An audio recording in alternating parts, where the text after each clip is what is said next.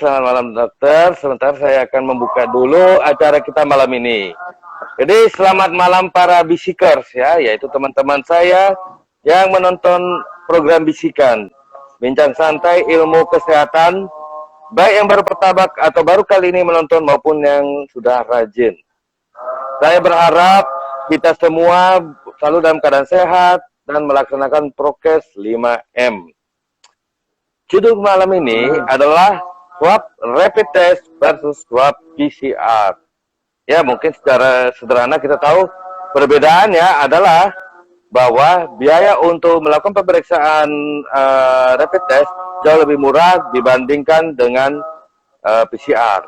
Tetapi apa sih sebenarnya perbedaan yang mendasar antara kedua cara pemeriksaan tersebut? Oleh karena itu, saya telah mengundang tamu saya malam ini, yaitu Dr. Almaikano Ginting, MCAT Clinical Pathology SPPK.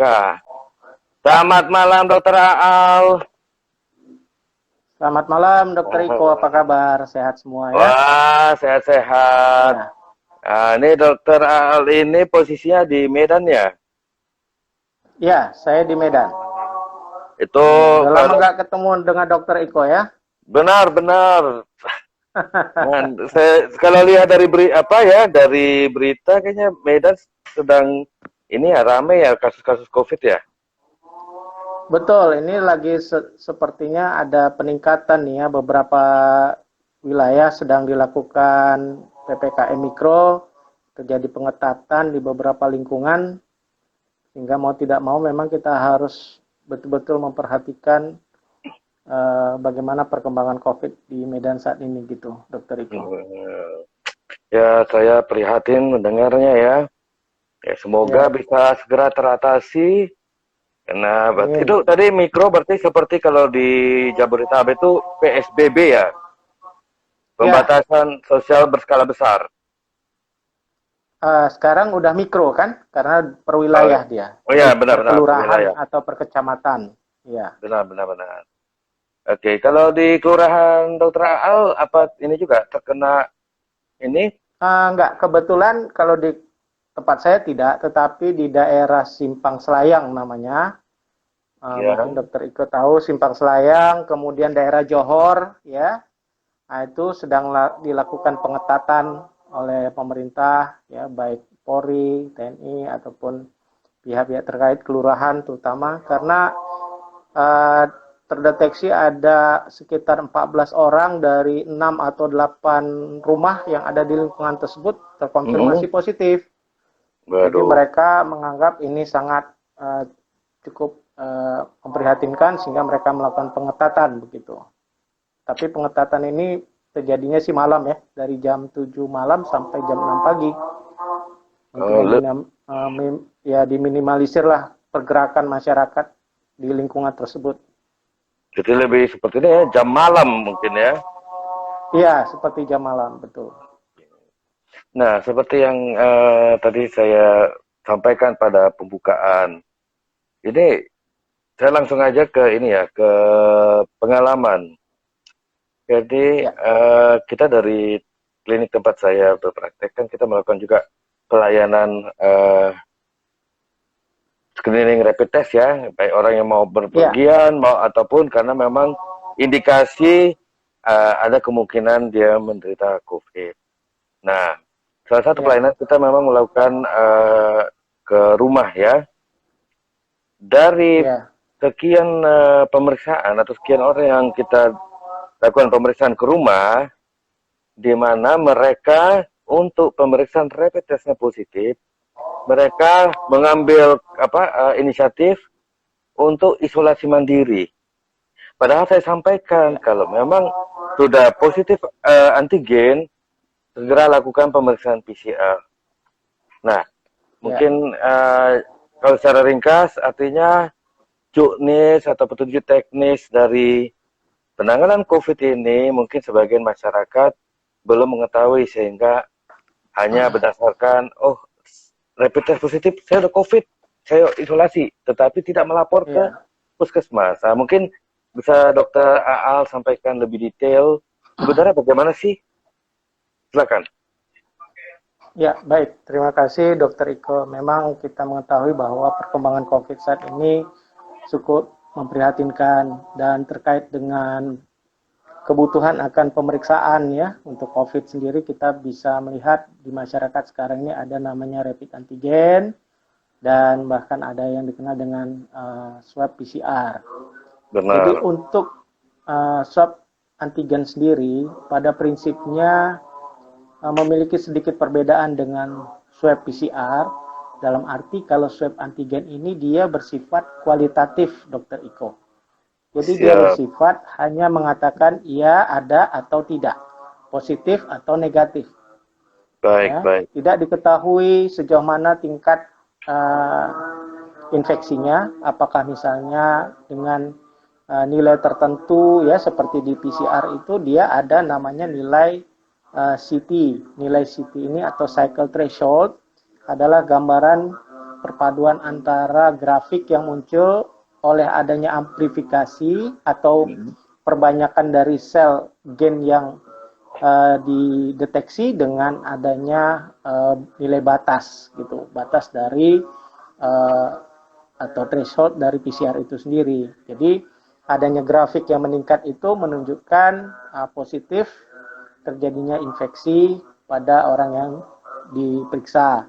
Nah, sedangkan kalau di antigen kan hanya ada ya atau tidak, sehingga peluang untuk terjadinya tingkat negatif palsu atau positif palsu pun masih memungkinkan gitu ya. Karena seperti misalnya negatif palsu apabila kadarnya masih cukup rendah. Jadi salah satu kelemahan dari rapid antigen ini adalah karena dia bersifat kualitatif, dia merupakan suatu metode dengan prinsip lateral immunoflow, jadi dia butuh suatu kadar yang cukup yang bisa dideteksi sehingga dia memberikan reaksi dalam bentuk garis pita berwarna merah seperti itu. Nah, pada kadar yang lebih rendah bisa jadi dia seperti terlihat negatif, seakan-akan dia tidak memberikan hasil yang positif begitu. Tapi kalau kita PCR kan, dengan PCR itu mampu mendeteksi dengan kadar yang lebih rendah, sehingga dengan kadar lebih rendah di PCR bisa positif. Hanya sangat disayangkan sekarang ini adalah karena rapid antigen bersifat screening, tidak untuk diagnosis, sehingga begitu dia negatif, orang tidak melakukan konfirmasi dengan swab PCR. Ya, tapi kalau dia antigen, rapid antigennya positif, pasti orang akan diminta untuk mengkonfirmasi dengan PCR. Ya. Dan memang kebanyakan kalau rapid antigennya positif, PCR-nya juga akan positif. Seperti itu. Biasanya dengan nilai CT di bawah 30 itu akan dinyatakan PCR positif. Nah, jadi memang berdasarkan kasus yang disampaikan Dr. Iko, memang sebaiknya kalau memang rapid antigennya dinyatakan positif, maka sebaiknya segera melakukan konfirmasi dengan PCR. Karena sampai saat ini gold standard yang ditetapkan oleh WHO adalah RT-PCR. Ya. Jadi dengan ada PCR ini, maka kita sudah pasti yakin bahwa benar dia adalah SARS-CoV-2, infeksi oleh virus SARS-CoV-2. Kenapa? Karena pada swab antigen bisa jadi dia positif, tapi ternyata bukan oleh SARS-CoV-2, tapi bisa jadi oleh SARS-CoV-1. Nah, karena dia memiliki kemiripan struktur dari gen tersebut, ya, gen yang diperiksa. Tapi kalau dia di PCR, memang benar-benar sudah spesifik gen yang dideteksi adalah untuk SARS-CoV-2. Makanya tingkat akurasinya itu menunjukkan menjadi gold standard. Seperti itu, Dr. Iko. Baik, terima kasih atas penjelasan yang detail, Dr. Aau. Jadi mungkin kalau kita coba analogikan ke dari segi hukum, kalau kalau antigennya positif, itu mungkin masih tersangka ya. Tetapi kalau sudah PCR-nya positif, bah itu udah terdakwa. Itu udah terdakwa, ya kan? Ya, kalau di kita sudah kita nyatakan terkonfirmasi. Benar. Demikian. Nah, ini ada juga kemarin diskusi saya dengan, bukan saya sih ya, istri saya ditanya temannya, bagaimana sebaiknya atau kapan sebaiknya kita lakukan pemeriksaan PCR? Ya, baik. PCR ini pada prinsipnya bisa mendeteksi bahkan eh, 1 minggu sebelum terjadinya manifestasi klinis, Dokter Iko. Hanya saja kan memang kita tidak akan pernah mendeteksi melalui swab PCR apabila kita tidak merasakan gejala apapun. Nah, sehingga tentu begitu ada gejala yang muncul dan gejala ini per individu berbeda-beda. Seperti ada yang mengeluhkan dia demam, ada yang mengeluhkan sesak nafas, ada yang mengeluhkan hilang penciuman, atau hilang pengecapan, dan lain sebagainya.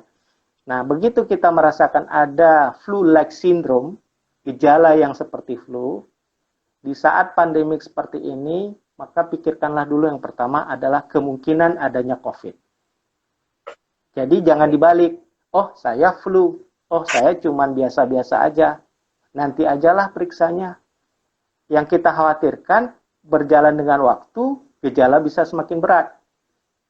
Harapannya, kondisi yang makin berat mempersulit kita untuk segera menolong dan membantu supaya bisa memulihkan kembali. Nah, jadi antisipasi untuk kasus COVID ini memang mau tidak mau harus disegerakan. Karena kita tahu COVID-19 ini masih baru, ya, umurnya baru 1 tahun, dan masih banyak penelitian harus dilakukan untuk bagaimana kita menilai COVID-19 ini. Jadi kalau memang ada gejala flu-like syndrome atau gejala seperti flu, seperti demam, batuk, ya, ada pilek juga dan sebagainya, maka segera berpikir untuk sementara ini adalah apakah saya terkena COVID atau tidak. Nah, jadi kalau memang ada keluhan gejala seperti itu, ada baiknya minimal kita segera melakukan pemeriksaan. Ya. Jadi kalau sudah ada gejala, biasanya proses replikasi virus di dalam tubuh sudah berjalan. Makanya dengan PCR, kita bisa deteksi dia dengan mengambil swab dari nasofaring ataupun dari orofaringnya. Seperti itu, Dokter Iko. Jadi kalau nggak salah saya tangkap dokter, bahkan seminggu sebelum gejala itu timbul, kita sebenarnya bisa mendeteksi pakai PCR ya. Artinya bisa. Karena kalau yang saya tangkap seperti waktu itu dibilang hari kedua sampai hari kelima. Lah, emang yang bersangkutan bisa tahu kapan dia terpapar kan tidak? Betul, iya. Ya, pokoknya kalau karena kan gimana dok? Ya, karena kan masa inkubasinya kan diperkirakan sampai 14 hari, Dokter Iko. Artinya mulai dari masuknya virus sampai timbul gejala klinis 14 hari. Jadi bayangkan itu selama 14 hari kita slow-slow aja, tenang-tenang aja, cakap-cakap sama kawan di warung kopi, ngopi-ngopi, makan-makan dengan tanpa masker. Tanpa kita sadari di dalam tubuh virus sudah bereplikasi.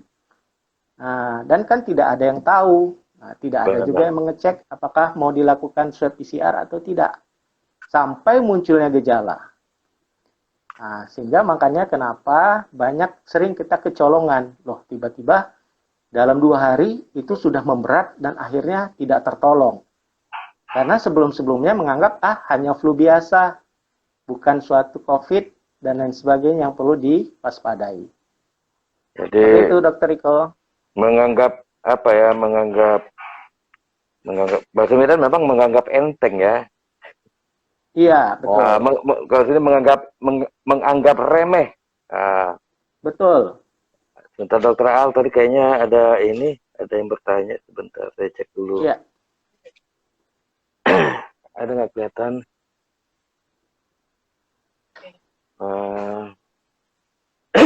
Coba di bawahnya. Oh, belum ada ya? Tadi kok sepertinya ada ini. Ada sepertinya ini ya. Ada tadi yang kayak agak panjang saya lihat kalimatnya, jadi nggak mungkin hanya sekedar. Oh ini ada. Ada mana nih ya? Dari Pak Indra Janis ini? Iya, benar. Mungkin hanya saran, perlu anamnesis terhadap orang yang akan rapid antigen. Hasil negatif dan kontak dengan berita COVID perlu disarankan PCR. Ya, memang benar Dr. Indra Janis ya, bahwa sebenarnya di dalam proses pemeriksaan itu kan kita harus sedikit banyaknya melakukan anamnesis. Tapi sering sekali banyak masyarakat yang menganggap dia tidak sakit, dia merasa sehat-sehat saja, ya, sehingga pada akhirnya waktu dilakukan rapid antigen, dia berharap hasilnya adalah negatif, seperti itu. Sehingga bahkan ada yang mengatakan ketika positif, wah ini rumah sakit ngada-ngada nih, ini nokoh nih, akan begitu. Padahal kenyataannya bahwa memang sering sekali kalau di zaman dulu ada istilah orang tanpa gejala, ya, nah, sehingga Ya. orang akan berpikir saya nggak ada gejala apa-apa, saya nggak sakit, denial, dia menolak.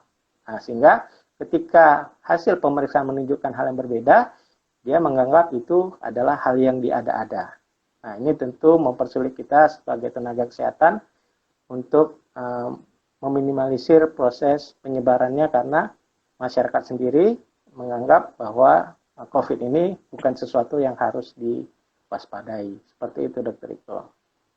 Benar sekali, Dokter Aal. Jadi salah satu juga tadi ekspektasinya dia itu hasilnya negatif, kemudian acceptance-nya atau kemampuan dia menerima suatu masalah yaitu berbeda juga tiap orang. Ada yang mampu menerima masalah itu, ada yang ya dia tidak mampu sehingga ada yang mungkin stres atau apa ya, betul. ininya. Jadi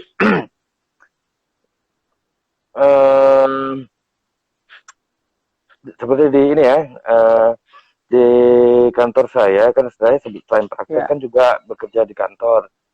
Nah, itu ada salah satu rekan saya bertanya, apakah ada pemeriksaan lain atau screening selain rapid test, antigen, dan PCR ini? Mungkin Dr. Aal bisa memberikan gambaran apakah ada atau tidak? Ya, jadi kalau dari sisi kami laboratorium, sampai saat ini memang sesuai dengan ketetapan dari WHO, kita masih menerapkan yaitu penggunaan swab PCR, swab antigen, ya. Hanya saja perkembangan terbaru sekarang adalah adanya proses penggunaan air liur atau saliva untuk proses penampungan sampel, tetapi tetap diproses seperti layaknya PCR. Nah, jadi kalau biasanya PCR itu dengan melakukan swab nasofaring dan orofaring, sekarang ini sedang dikembangkan bagaimana kita cukup berkumur-kumur dengan cairan ya seperti gargle gitu, berkumur-kumur, kemudian ditampung, kemudian diproses seperti layaknya PCR. Nah, sehingga diharapkan dengan penggunaan saliva ini masyarakat menjadi lebih kooperatif, lebih mudah ya dalam pengambilannya, sehingga tingkat deteksi yang dilakukan itu akan bisa menjangkau lebih banyak orang. Selama ini banyak orang sebenarnya bukan tidak mau kooperatif, tetapi karena mungkin adanya bayangan ketakutan dicolok-colok hidungnya dan seterusnya, sehingga membuat mereka enggan untuk dilakukan pemeriksaan. Tapi mungkin kalau hanya disuruh minum cairan yang dikumur, kemudian ditampung dan kemudian diperiksa, mungkin semua orang akan mau begitu, Dokter Iko. Jadi memang yang terbaru saat ini adalah secara laboratorium sedang dikembangkan dengan pengumpulan sampel dalam bentuk saliva atau dengan air liur. Air liur ya. Baik. Ya. Jadi tadi saya terbayang waktu dibilang saliva atau liur ya. Saya kira harus kita kumpulkan seperti waktu kita melakukan pemeriksaan dahak pada tersangka TB ya, KP, kotor paru-paru kata orang awam. Jadi ditampung gitu kan. Ternyata tidak ya.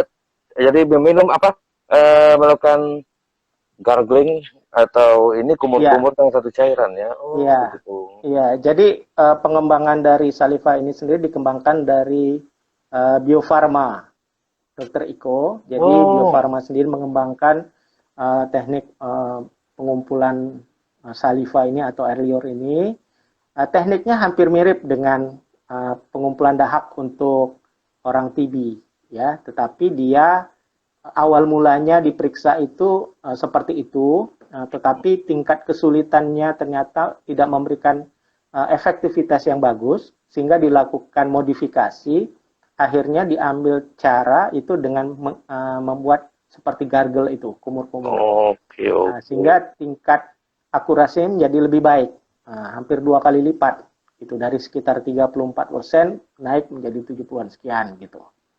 Baik, Jadi baik. memang dari insert kitnya atau dari panduan brosur di apanya itu, di bahannya itu sudah dijelaskan bagaimana tekniknya. Jadi seperti membatukkan gitu, tetapi bukan batuk yang seperti orang sakit paru gitu ya. Dibatukkan, kemudian diminumkan cairannya, kemudian dikumur-kumur, kemudian ditampung, lalu diperiksa. Seperti itu, Dokter Iko. Jadi memang agak lebih mudah, tapi memang perlu penelitian lebih lanjut untuk melihat apakah memang ini sudah stabil dan bisa betul-betul menggantikan yang swab nasofaring ataupun orofaring. Ya, kenapa? Karena pada prinsipnya, kenapa bisa dikatakan gold standard swab PCR yang selama ini terjadi melalui swab nasofaring atau orofaring itu sebenarnya karena dia mampu mengumpulkan sampel dari 3 tempat yang berbeda. Jadi bayangkan kalau dakron itu dimasukkan ke hidung, sebenarnya waktu masuk itu dia melewati lubang hidung. Ya.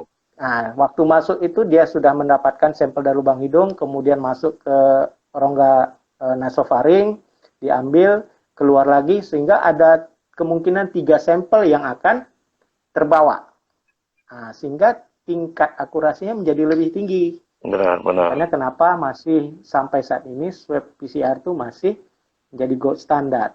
Nah, seperti itu. Tetapi saliva ini sendiri juga menjadi hal yang sangat memungkinkan menjadi alternatif karena dengan saliva ini dia berasal dari rongga orofaring ya atau dari daerah kerongkongan bagian dalam, di mana kita tahu bahwa salah satu penularan dari COVID-19 ini adalah melalui droplet.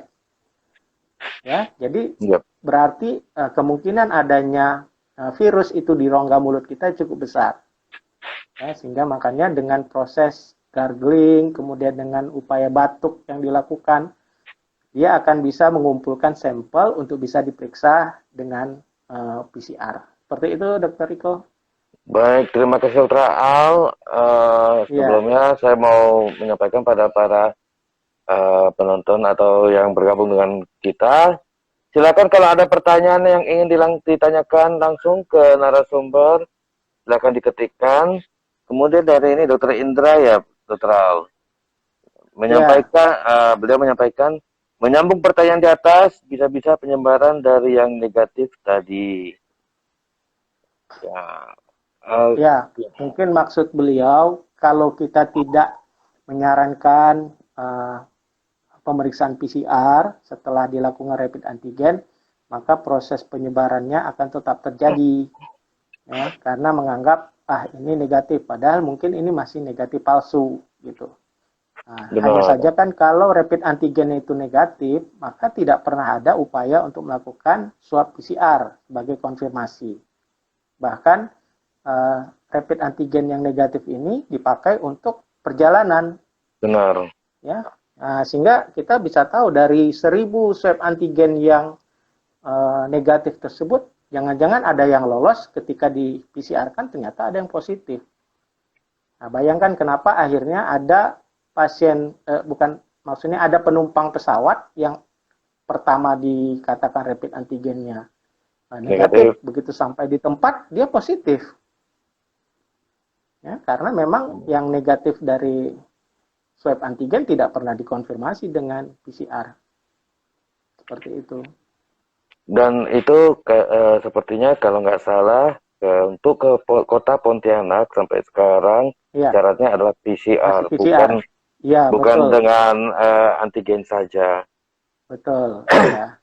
Nah, menyambung yang tadi pemeriksaan melalui saliva, dokter, itu tetap dilakukan oleh vaskes ataupun oleh lab clean ya dok ya, artinya tidak dijual, artinya nggak seperti kemarin kan ada kita tahu awam beli colok-colok sendiri kan. Kalau ini walaupun dengan saliva dengan cara yang sangat sederhana tetap dilakukan oleh vaskes ya sama ataupun lab clean.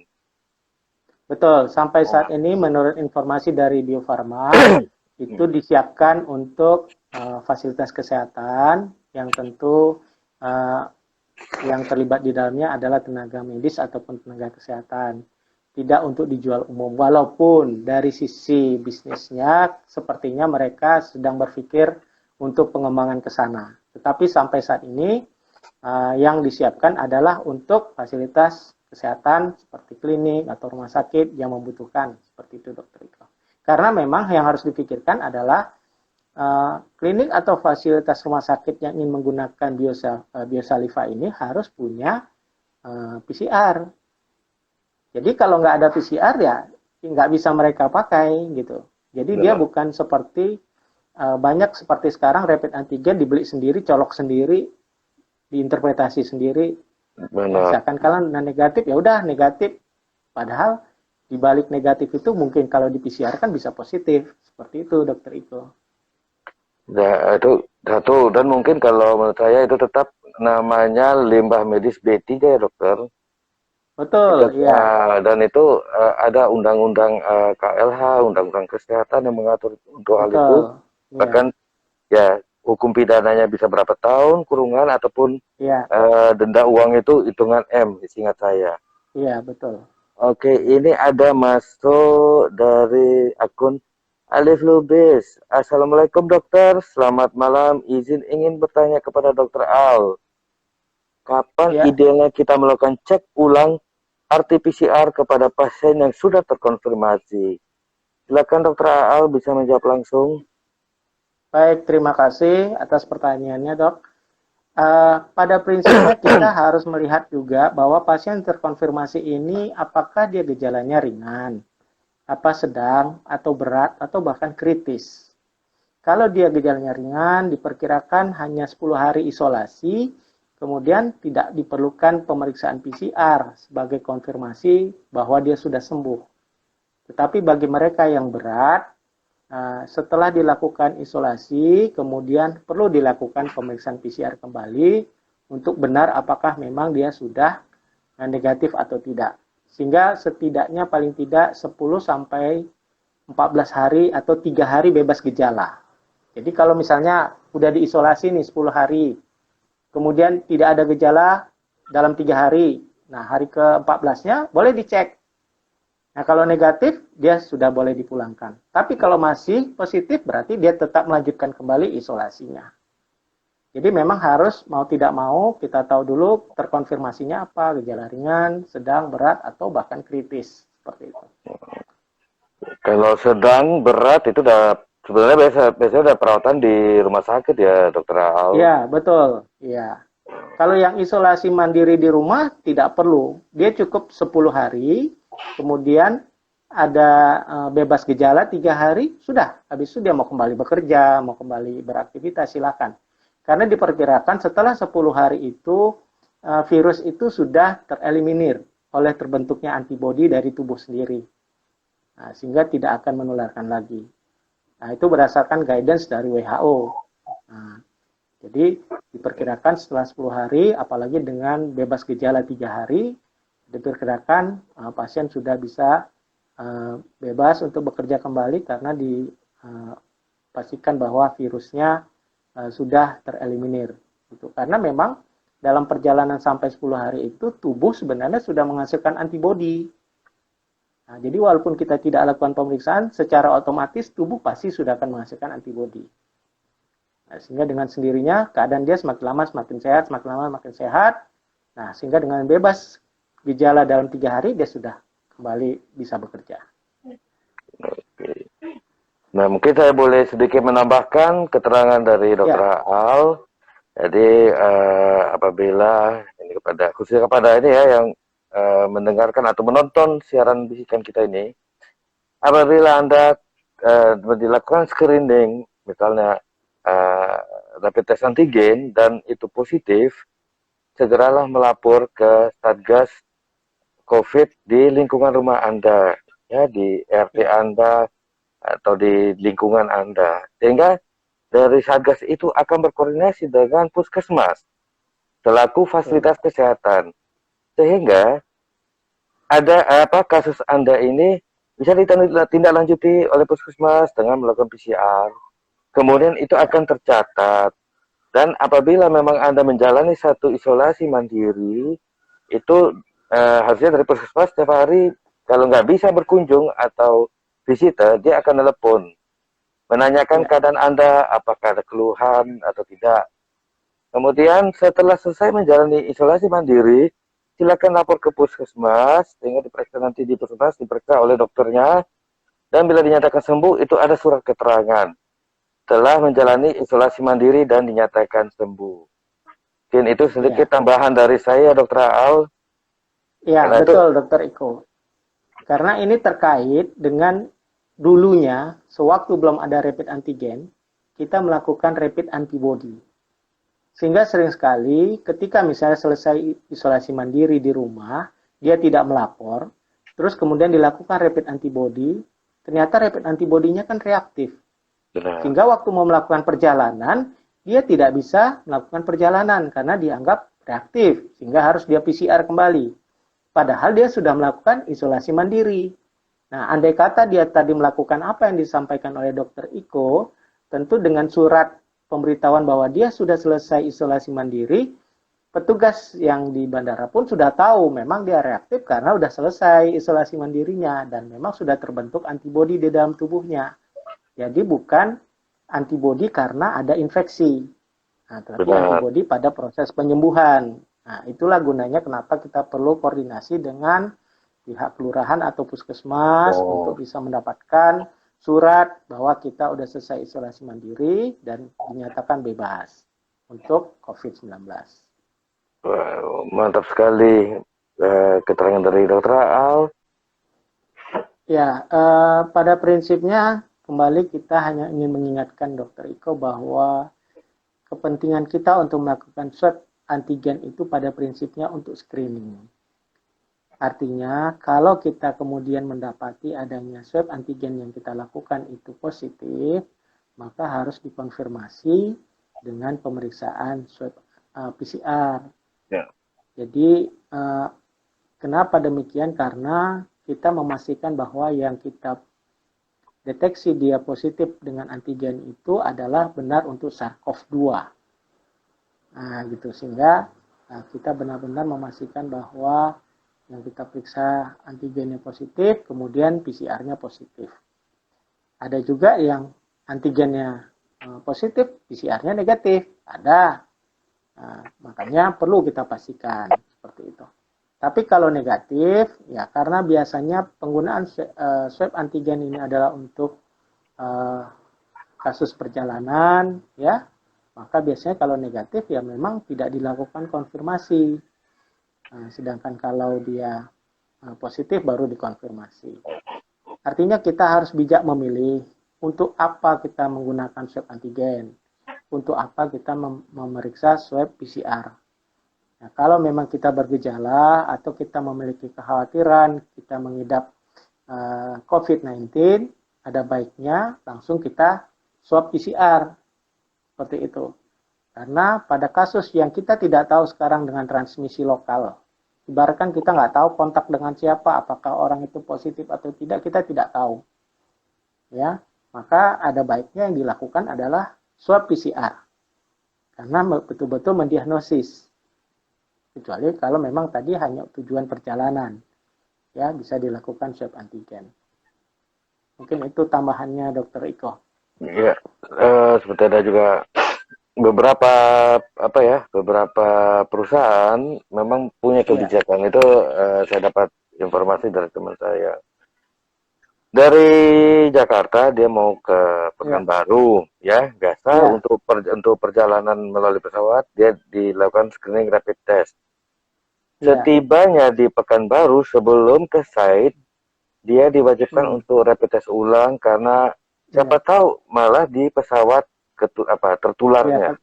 tertular. Ya, Hmm, jadi karena memang di pesawat sendiri kan udaranya terperangkap di dalam pesawat saja, Dokter Iko. Kita benar-benar tidak tahu apakah memang masker yang digunakan orang ini adalah masker yang benar. Karena bukan nggak banyak juga masker sekarang yang kualitasnya bisa diragukan. Kita katakan demikianlah, ya. Artinya tidak memenuhi standar yang sudah ditetapkan. Sehingga pada proses respirasi, pernafasan kita, dia bisa keluar dari masker dan menyebar ke seluruh udara yang berada di sekeliling dia. Nah, otomatis orang yang berada dekat dengan dia akan bisa menghirup udara tersebut dan akhirnya bisa terinfeksi. Ini mungkin kenapa ada kebijakan perusahaan untuk swab ulang kembali mereka yang sudah melalui perjalanan. Nah, itu tadi mengenai masker ya, itu satu ini juga. Saya bingung, ya bukan bingung sih, tapi kalau kita lihat di media sosial, ngakunya sih masker medis, tapi jualnya sangat murah, ya kan? Iya. Nah, ya kasarnya kalau harga murah tapi kualitas bagus itu ya agak mustahil kan? Ya. Yang pertama, yang kedua, kalau yang namanya masker medis atau dengan persyaratan masker bedah itu dari dari Kemenkes itu ada ada perpanjangan izin. Nah, perpanjangan izin NIE ya, izin edar, dan itu harus disertai dengan bukti lulus tes dari badan atau ini yang diakui. Nah, ini sebagai contoh, ini ada saya menggunakan masker medis, tapi kalau di layar mungkin terbalik ya. Ini masker yang diproduksi oleh PT Maspion Indonesia. Yang pertama saya suka karena saya cinta produk Indonesia, ya kan, ngapain saya beli merek-merek luar negeri. Nah, kedua,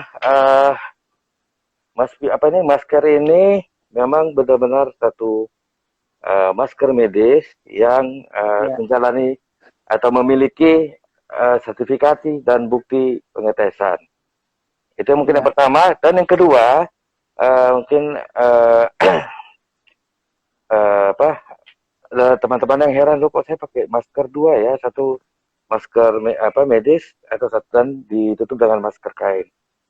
Nah, anjuran dari CDC atau Central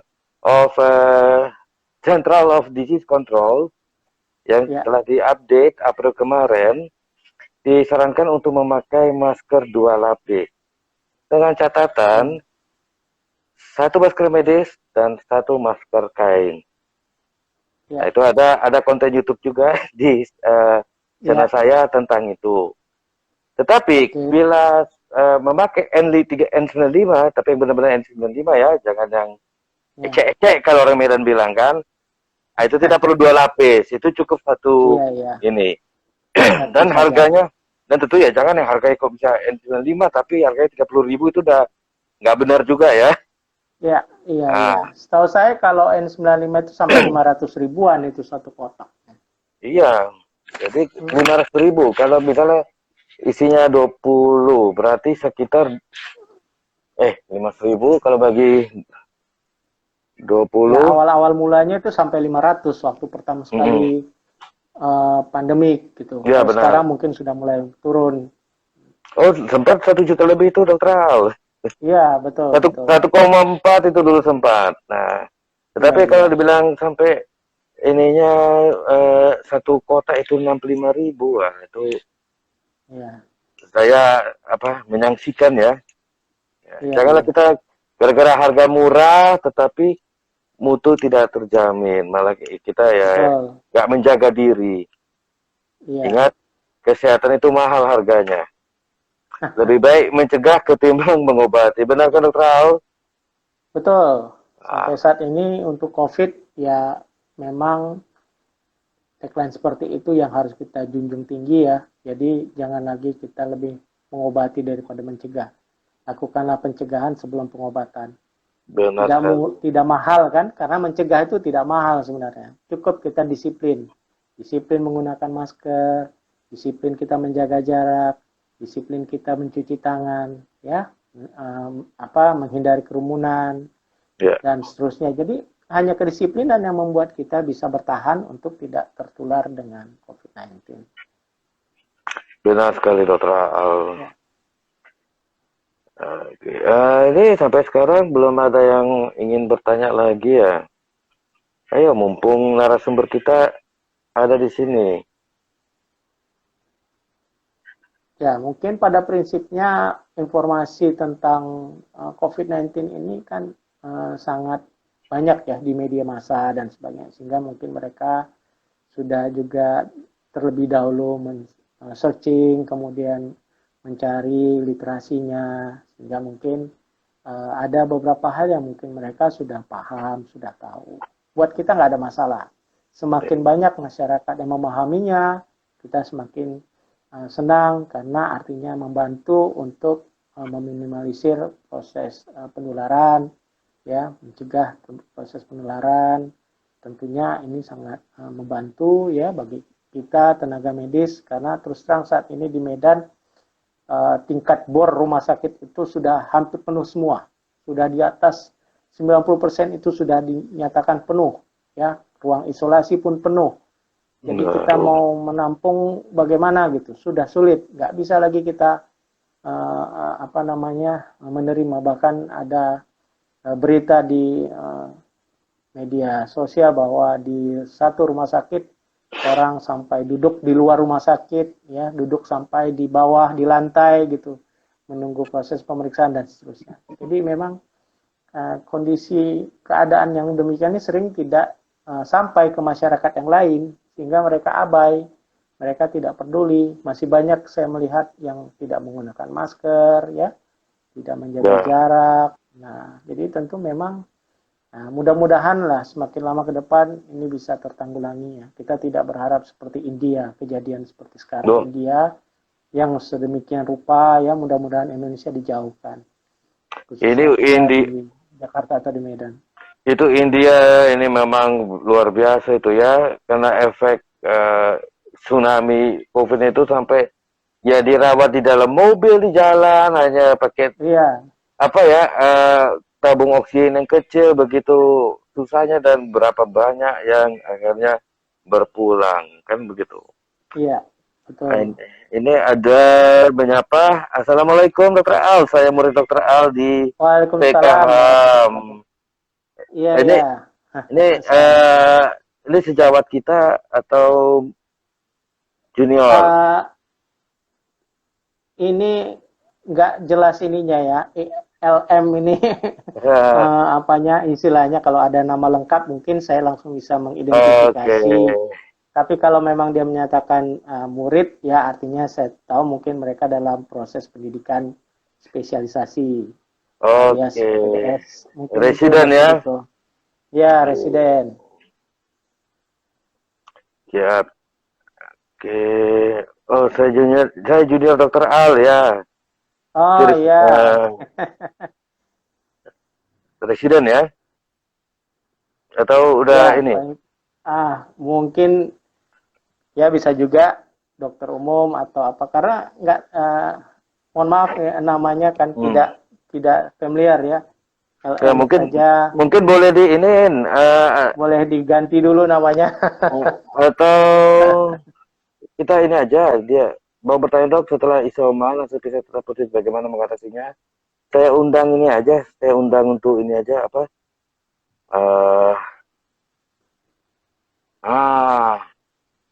Baik. Biar kelihatan orangnya. Isoman. Ya. Mungkin saya jawab langsung ya. ELM ini bertanya apakah setelah isoman kalau hasil PCR tetap positif bagaimana mengatasinya. Oke. Sebenarnya di dalam penata laksanaan dari sisi laboratorium, kita selain PCR sebaiknya kita melakukan pemeriksaan antibodi. Jadi dari antibodi itu, rapid antibodi ya, itu kan bisa ketahuan. Kalau ternyata rapid antibodinya yang timbul adalah IgM atau IgG, kita bisa menginterpretasi ya. Bisa jadi dia masih dalam proses infeksi akut yang mulai menyembuh. Kalau memang dia IgM masih reaktif. Tapi kalau dia misalnya IgG yang dia sudah muncul ya, mungkin kita mengarahkan kepada proses penyembuhan. Kalaupun terdeteksi PCR positif, mungkin itu diyakinkan positif karena yang terdeteksi adalah sisa-sisa fragmen dari gen yang ada di nasofaring, tetapi tidak lagi bersifat menularkan. Jadi bisa kemungkinan itu, atau yang kedua adalah dia disebut dengan long COVID-19. Adalah memang proses infeksi yang masih tetap berlangsung, ya, khususnya bagi pasien terkonfirmasi dengan gejala yang sedang menuju berat.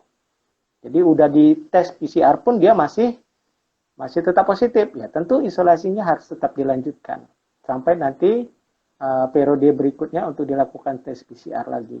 Sering sekali nanti bisa 2 atau 3 kali bahkan 4 kali pemeriksaan PCR baru bisa negatif, Dokter Iko. Baik, baik. Nah, ada tuh ya satu kasus dan mungkin dengan ini ya dengan komorbid ya dok, sehingga Iya, betul. perawatannya juga lama di rumah sakit. Iya, betul. Oke.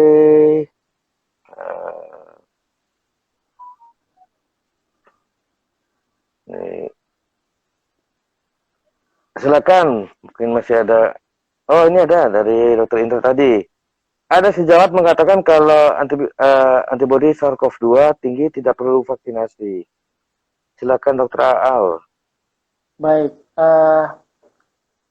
antibodi SARS-CoV-2 yang tinggi ini harus kita pastikan dulu sebenarnya dengan pemeriksaan PCR atau dengan swab antigen. Kalau PCR-nya negatif, swab antigennya negatif, antibodi SARS-CoV-nya positif, berarti dia adalah post vaksinasi. Itu ya tentu kalau sudah post vaksinasi, berarti kan memang awal mulanya dia tidak vaksinasi. Setelah vaksinasi dia menjadi terbentuk antibodi, itu bisa. Atau dia antibodinya itu tinggi karena memang pernah terpapar COVID-19. Tetapi mungkin dengan gejala yang ringan atau tanpa gejala sama sekali, kalau dulu kita menyebutnya OTG, ya, sehingga dikatakan antibodi SARS-CoV-2-nya tinggi. Nah, apakah perlu tetap vaksinasi? Pada prinsipnya antibodi yang tinggi ini, kalau tidak kita periksa namanya neutralizing antibody atau antibodi yang bersifat menetralisir peluang ikatan antara protein spike dari virus dengan nanti reseptornya yaitu angiotensin converting enzyme 2, maka mau tidak mau kita harus katakan bahwa disarankan dia melakukan vaksinasi. Ya, karena kita tidak tahu apakah memang antibodi SARS-CoV-2 yang tinggi ini memiliki neutralizing antibody yang tinggi. Seperti itu. Biasanya kalau dulu pemerintah mengatakan kalau antibodinya sudah ada atau sudah pernah terpapar, jangan dulu vaksinasi karena toh sudah ada antibodi, sehingga tentu akan membuang 1 dosis vaksin yang harusnya bisa digunakan kepada orang yang sama sekali belum memiliki antibodi. Seperti itu. Nah, jadi kalau memang sudah pernah terpapar, ya sudah punya antibodi, ya tentu tidak perlu. Tapi kalau memang dia belum pernah terpapar, kemudian divaksinasi, dia tinggi antibodinya, ya tentu lebih bagus. Artinya vaksinasinya berhasil. Seperti itu. Jadi kalau memang dia antibodi SARS-CoV-2-nya tinggi, tingginya karena apa dulu? Karena memang pernah terpapar atau karena proses vaksinasi. Baik. Ya. Oke. Semoga itu bisa memuaskan jawaban Dokter Al bagi Dokter Indra. Oh, ini mumpung saya baru terbesit di kepala.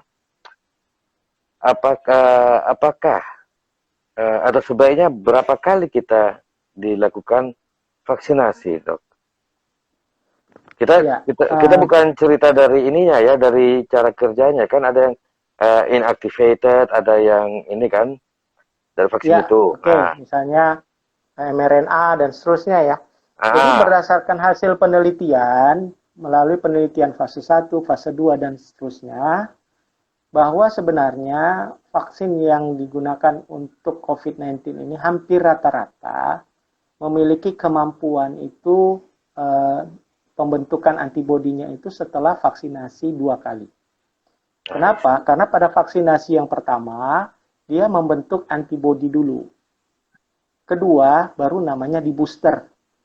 sehingga dia memiliki kemampuan sel B memorinya untuk bisa nanti memproduksi antibodi apabila terjadi paparan berikutnya. Jadi kalau hanya sekali dianggap tidak kuat karena hanya baru antibodi yang mungkin hanya sifatnya bertahan sementara. Tapi kalau udah vaksinasi yang kedua, sudah terbentuk sel B memori, sehingga produksi untuk antibodi berikutnya apabila terjadi infeksi akan bisa lebih cepat terjadi. Nah, makanya kenapa dianjurkan kita bisa disebut vaksinasi lengkap apabila sudah 2 kali. I see. Nah, antibodi yang terbentuk pun diperkirakan itu oleh beberapa penelitian bahkan bisa bertahan sampai lebih dari 4 bulan. Hanya memang belum ada penelitian menunjukkan efek antibodi ini untuk jangka panjang. Jadi dia baru terdeteksi sampai 119 hari. Khususnya antibodi yang bersifat netralisasi, yang mencegah untuk pengikatan antara protein spike dengan S2-nya. Baik, dokter. Nah, ini kalau sedikit kita berpikir jauh ke depan. Ya. Seperti influenza atau secara umum, hampir semua ya penyakit yang disebabkan oleh virus itu sebenarnya self limitation ya, artinya ya sembuh sendiri. Apakah COVID-19 ini yang disebabkan oleh SARS-CoV-2 ini akan seperti influenza, dok? Nah, kenapa saya tanya? Ya kita tahu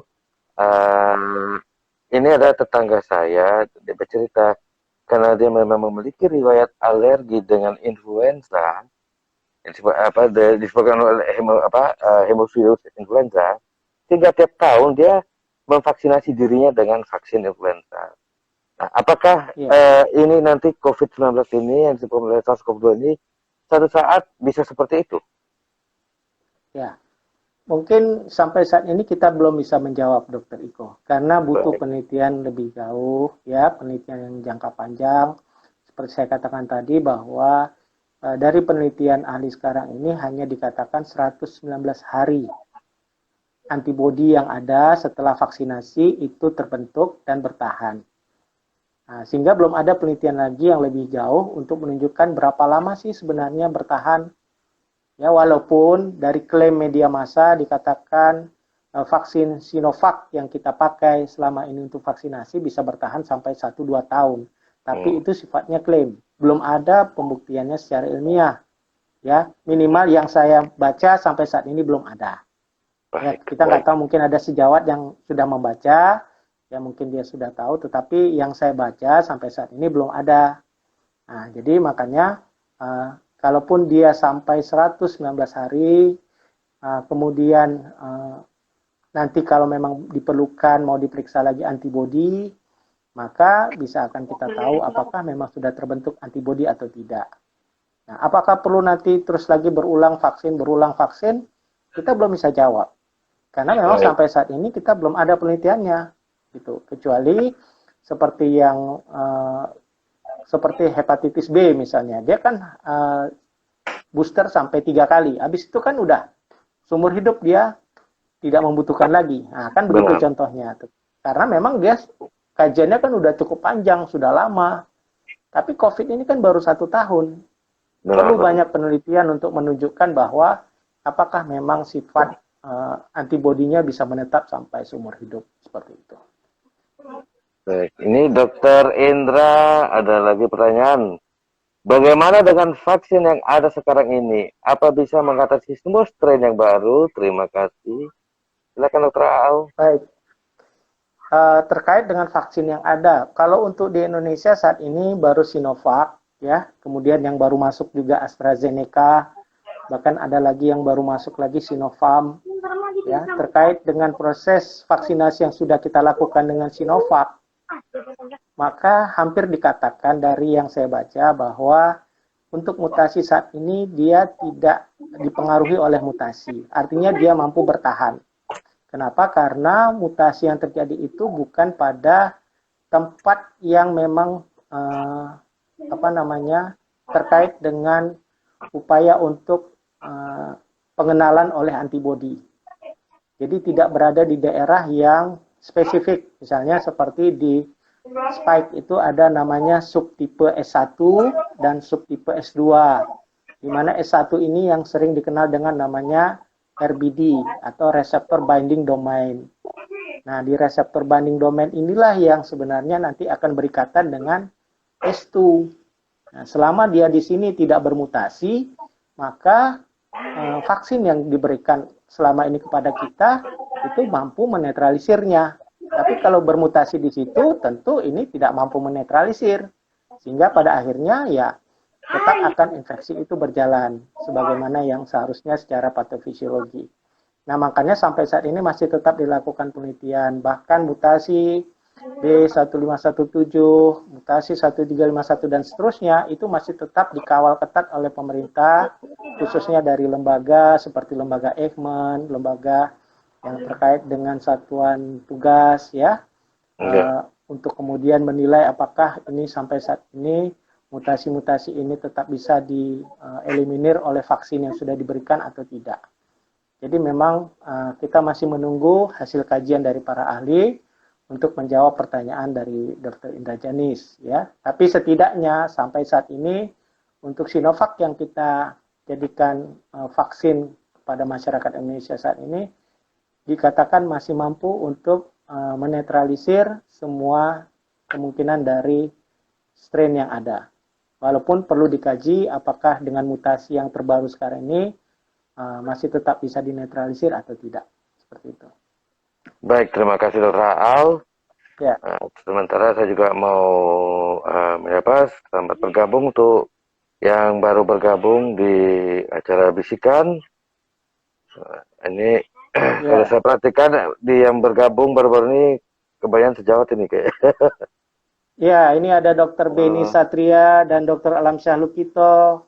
Beliau ini para pejabat-pejabat di Medan nih. Dr. Beni Satria ini kalau nggak salah saya Direktur Sri Pamela Tebing. Oh. Ya, kemudian PTPN ya, Rumah Sakit PTPN. Ya, Dr. Alamsyah Lukito ini kalau nggak salah saya Wakil Dekan 3 dari UISU. Selamat malam Dr. Beni, Dr. Alamsyah. Selamat malam Dr. Beni dan Dr. Alamsyah. Kalau Dr. Beni Satria saya seperti baru-baru ini ada baca di ini ya, berita yang positif ya. Iya, di media sosial. Salam kenal lah. Ini kalau teman saya Dr. Al ini ya spesialis patologi klinik. Kalau saya ini itu kan singkatannya SPPK ya. Kalau saya SPSK. Yang apa itu? Begitu ya. Spesialis seduh kopi, benar. Perlu juga sekali-sekali itu sampai ke Medan Niko. Kita sekali-sekali mencicipi bagaimana seduhan dari kopinya Master of Kopi Indonesia ini sekarang ya. Nanti tunggu aman dulu lah Medan. Iyalah. Untuk yang selamat ini. Selamat malam Dr. Beni. Ya, selamat malam Dr. Beni. Tapi mungkin untuk yang non sejawat kita mungkin saya mau ingatkan kembali. Saya sebetulnya kan vaksinator juga ya Dr. Al untuk wilayah Kabupaten Bogor. Bersama ini saya mau mengingatkan kembali teman-teman yang belum divaksinasi dalam artian program sasaran prioritas itu adalah tetap nakes, pejabat publik itu termasuk TNI Polri, jaksa, siapa yang berhubungan dengan mau nggak mau berhubungan dengan orang, termasuk para pendidik itu mau formal maupun informal. Yang informal itu kan dia misalnya guru PAUD atau guru di pesantren, bimbingan belajar itu semua tetap adalah sampai saat ini adalah tetap sasaran prioritas. Sasaran prioritas dan termasuk lansia. Mungkin kalau sekilas kita lihat di update dari Kemenkes, memang belum ada yang 100% ya tercapai sasarannya. Bersama ini saya mau gimana Dok? Ya, karena memang kalau untuk di beberapa tempat sepertinya Dr. Iko masih dalam proses pendataan ya. Seperti informasi terbaru saya dari Tanah Karo ya di daerah Kabanjahe itu itu masih pendataan untuk lansia. Jadi memang belum dimulai proses vaksinasi pada mereka yang sudah lansia, masih baru pendataan. Mungkin kalau di Medan sudah dilakukan vaksinasi baik di rumah sakit Ada Malik maupun mungkin di rumah sakit USU atau beberapa rumah sakit yang memang disiapkan untuk mereka yang lansia. Tapi kalau untuk di beberapa daerah ya mungkin masih dalam proses pendataan. Sehingga masih perlu proses yang panjang untuk sampai nanti mereka divaksinasi. Mungkin itu harapan kita bisa cepat terlaksana, Dr. Riko. Ya, jadi seperti untuk kalau yang bisa saya komentari untuk wilayah Kabupaten Bogor dan DKI ya. Nah, itu di sini bahkan bukan kita ya, ada apa untuk mempercepat vaksinasi, satu orang relawan, artinya yang bisa lebih mudah, membawa 2 orang lansia. Jadi itu bisa ke puskesmas, bisa ke rumah sakit. Si relawan inilah yang membantu administrasi ya. Apalagi sekarang kan sudah disederhanakan dari 4 meja jadi 2 meja sekarang. Sehingga si lansia nanti tinggal, saya harus ditensi, ya kan? Atau pasti vaksinasi. Nah, si relawan itu berhak untuk divaksinasi juga. Itu satu. Dan kedua, ada juga banyak yang saya bilang menjadi panitia, dan itu bisa kita lihat di media sosial. Tentunya kayak di Jakarta ini ada dari Santa Ursula, mereka membuka seperti pos untuk pelayanan vaksinasi untuk lansia sampai tanggal 10 Juni ya. Dan begitu juga tempat-tempat lainnya.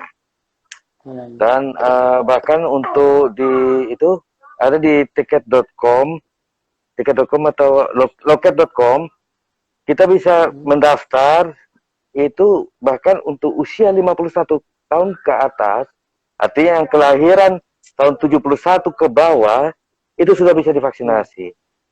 Karena memang program pemerintah targetnya tahun ini sudah semua tervaksinasi. Begitu Dokter Aal. Iya.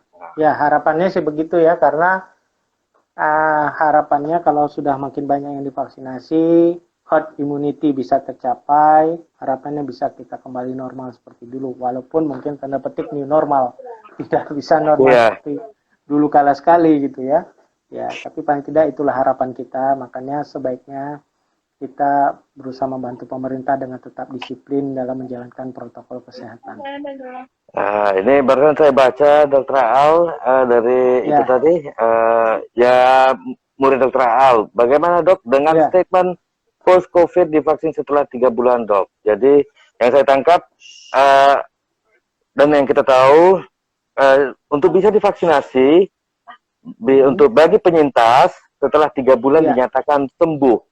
Nah, kira-kira bagaimana detailnya Dr. Bukan, kalau menurut saya bukan sembuh Dr. Iko, tapi ketika dia menjadi penyintas, antibodi yang terbentuk proses paparan infeksi SARS-CoV-2 sebelumnya itu kan mampu bertahan sampai 3 bulan.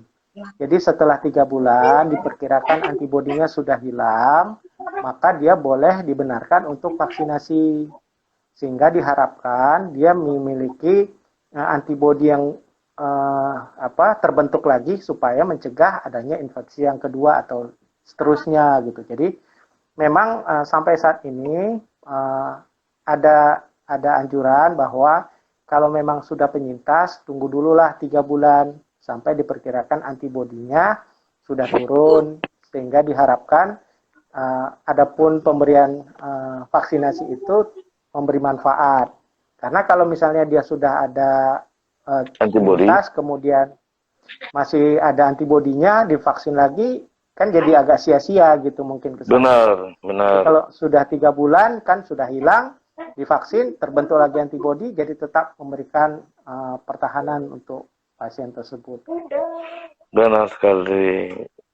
Ini ada juga adik kelas kita, Dokter Rini ACS. Ini SPDV ya, dermatovenerologi. Ini kulit kelamin ya? Kulit kelamin, tapi bukan kulitnya kelamin ya. Makanya sekarang kan saya ngomong ya. Kan sekarang makanya digunakan SPDV, ya kan? Ya, betul. Dermatovenerologi untuk menghindari Ya, kesalahan pengucapan yang tadi. ya. Karena seperti kita tahu juga bahwa salah satu manifestasi yang dijumpai pada penderita COVID adalah apa ya, rash. Mungkin Kelainan dokter, kulit. Ya, kelainan iya, kulit. merah gitu ya. Tidak gatal, tidak Iya, apa, iya. cuman mungkin secara estetikanya jadi jelek. Mungkin Coba dokter ini bisa diundang nanti sebagai narasumber, Dokter Iko. atau sekarang saya invite dulu untuk ini. Untuk langsung menjawab pertanyaan ini kan, mumpung sedang ada. Saya barusan invite untuk video juga ini. Ya, semoga beliau ini bisa menjawab langsung melalui IG Live. Karena saya udah kirim sih itunya, undangannya. Invite-nya, ya. Ya, Minwal,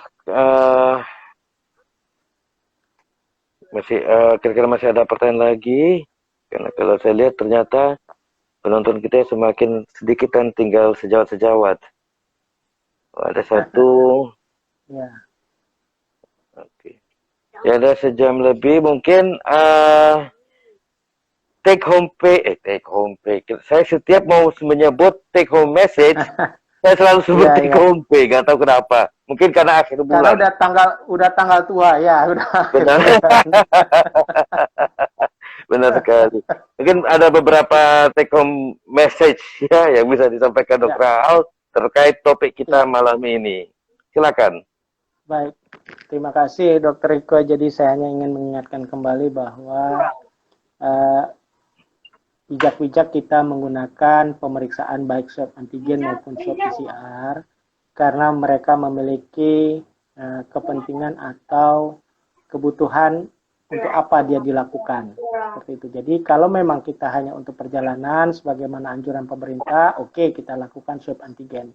Tapi kalau untuk diagnosis atau untuk penegakan diagnosis untuk mengetahui apakah benar kita terinfeksi atau tidak, maka lebih disarankan untuk swab PCR, ya, sehingga tingkat kepastian menjadi positif atau yakin dan kita bisa cepat tertangani. Nah, selain itu yang harus kita pastikan, lakukanlah pemeriksaan di tempat yang memang sudah diyakini keabsahannya. Bukan tidak kita mendengar informasi di Medan adanya kasus yang sangat menyedihkan, ya Dokter Iko, ada sampai penyalahgunaan, penggunaan rapid antigen dan seterusnya, tetapi anjuran kita sebaiknya lakukanlah pemeriksaan di tempat yang memang sudah diyakini keabsahannya atau sudah ditunjuk oleh pemerintah, ya sudah yakin bahwa memang hasilnya itu bisa dipertanggungjawabkan bahwa hasilnya valid. Jangan dilakukan di tempat-tempat yang mungkin hanya dengan iming-iming lebih murah, ya, dan seterusnya akan membawa dampak yang cukup besar, merugikan bagi kita kalau memang nanti ternyata itu adalah palsu. Mungkin itu saja pesan saya, Dokter Iko. Terima kasih Dr. Al. Ini sebelum kita tutup, ternyata masih ada satu lagi pertanyaan dari akun LM.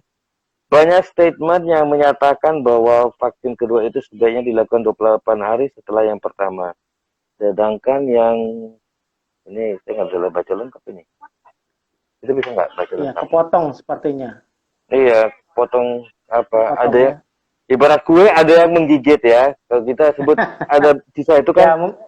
Ya, saya mungkin menangkap maksud dari pertanyaannya bahwa hasil penelitian menunjukkan khususnya yang Sinovac, ya, mereka membandingkan antara kasus yang 14 hari dan 28 hari. Ternyata tidak banyak memberikan efek yang berarti, sehingga kenapa dilakukan 14 hari setelah vaksin yang pertama. Artinya kalau memang memungkinkan dalam jangka waktu 14 hari bisa dilakukan, silakan. Tapi terbukti pada mereka yang lansia, itu kan akhirnya dianjurkan 28 hari. Nah, sedangkan kita yang masih usia muda kan 14 hari setelah vaksin pertama. Kenapa? Karena dianggap pada yang kaum muda tingkat pembentukan antibodinya masih cukup baik.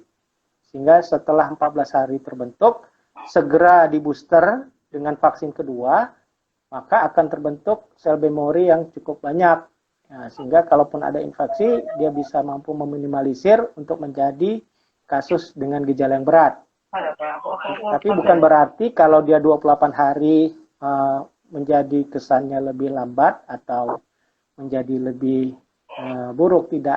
Memang ada juga pernyataan bahwa pada 28 hari tingkat efektivitasnya menjadi lebih baik. Nah, mungkin itu kembali lagi pada antibodi seseorang oleh karena respon imunnya. Nah, sehingga diharapkan dengan terbentuknya selama 28 hari respon imun terhadap vaksin pertama, diharapkan pada vaksin kedua dia akan lebih cepat untuk membentuk sel B memori mencapai kekebalan terhadap infeksi dari infeksi SARS-CoV-2 atau COVID-19. Jadi memang masih dalam sudah ada penelitiannya, tetapi memang belum banyak. Tapi ditunjukkan memang 14 dan 28 hari bisa sama. Walaupun mungkin informasi yang terbaru tadi dikatakan ada pernyataan yang mengatakan 28 hari lebih baik. Mungkin itu hasil penelitian terbaru. Seperti itu, Dokter Iko. Oke, mungkin saya boleh tambahkan selaku vaksinator. Jadi ada perubahan sedikit dari yang semula. Kalau di awal kan yang usia 18 sampai 59 tahun itu jarak atau interval yang pertama dengan kedua 14 hari. Nah, per April kemarin itu interval itu interval vaksinasi itu mulai 18 sampai 59 hari dan lansia menjadi 28 hari, ya kan? Iya. Ya. Kemudian karena mungkin sudah dikaji, Dokter Iko, bahwa perbedaannya tidak begitu terlampau jauh, tetapi proses pembentukan antibodinya diyakini akan lebih mudah terbentuk setelah 28 hari, gitu. Kalau dulu kan dianggap 14 hari sudah terbentuk, gitu. Tapi setelah diteliti ulang, ternyata makin banyak antibodi yang terbentuk setelah 28 hari. Nah, sehingga akhirnya diambillah rentang yang 28 hari untuk kemudian diberikan vaksinasi yang kedua. Bentar ya, Pak. Baik, Jip. Dan ini satu lagi tambahan, ini saya dapat dari teman kita yang di Singapura ya. Dia saya diskusi sama dia. Jadi kalau di Singapura itu intervalnya malah lebih lama. Yang semula 2 sampai 4 minggu sekarang menjadi 6 sampai 8 minggu. Dengan untuk alasan vaksin kedua. Benar, dengan alasan agar minimal seluruh penduduk Singapura mendapatkan vaksin pertama dulu. Oh iya. Mungkin kebijakan politik itu berarti. Benar ya, kebijakan ya politik ekonomi internal Singapura. Iya, Singapura ya. Ya, mudah-mudahan kita sehat semua, Dr. Iko. Amin, amin. Dan terima kasih untuk Dr. Al yang telah menyiapkan waktunya untuk berbagi pengetahuan ya, ekspertasi lah. Informasi ya. Oke, mudah-mudahan sehat tuh Dr. Iko juga semua. Harus. Dok Barista ya. Aji Live dari Dok Barista ini. Ya. Karena dengan berbagi pengetahuan itu amal juga ya. Iya. Karena kita senang. Jangan orang salah atau men-share malah berita-berita hoax, ya kan? Yang hoax itu perlu kita luruskan. Iya, betul. Oke, Dr. Al. Kiranya suatu saat kita bisa ketemu langsung lagi seperti tahun-tahun lalu ya. Dalam sama-sama Dr. Iko yang lebih sehat selalu. Lebih sehat. Amin. Oke, kalau itu Dr. Al, selamat malam. Terima kasih. Bertemu kembali. Selamat malam. Bye-bye. Terima kasih semua. Bye-bye. Bye-bye.